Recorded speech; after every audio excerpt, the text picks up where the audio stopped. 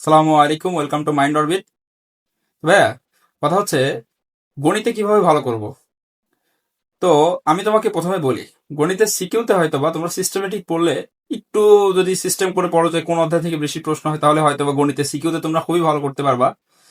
কিন্তু এমসিকিউ এর ক্ষেত্রে তোমরা যেটা করতে পারো সেটা হচ্ছে তোমাদের বইয়ের প্রথমে কনসেপ্টের সাথে যে জিনিসগুলো লেখা থাকে এগুলো যদি তোমরা একটু পড়ো, তাহলে গণিতে তোমাদের এমসিকিউ অ্যান্সার করা অনেক ইজি হবে।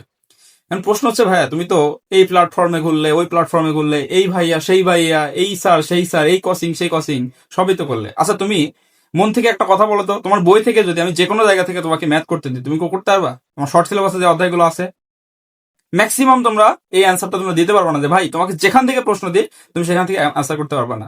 তো কথা হচ্ছে তুমি বই পারো না, কিন্তু অমক অমক প্ল্যাটফর্মে ভাইয়ার তোমার শীটের ম্যাথ পারো, কোনো লাভ আছে? আসলেও কিন্তু কোনো লাভ নাই। তোমরা তোমরা প্রথমে বইয়ের দিকে মনোযোগী হও।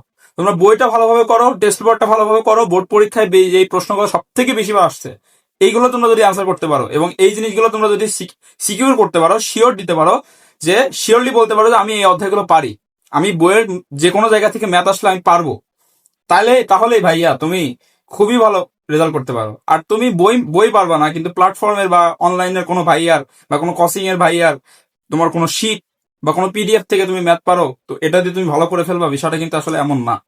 বইয়ের কোনো বিকল্প নাই। তো বইয়ের ম্যাথগুলো ভালোভাবে করো এবং বোর্ড কোশ্চেনে বারবার আসা প্রশ্নগুলো বারবার সলভ করো। ধন্যবাদ সকলকে। আসসালামু আলাইকুম রহমতুল্লাহ।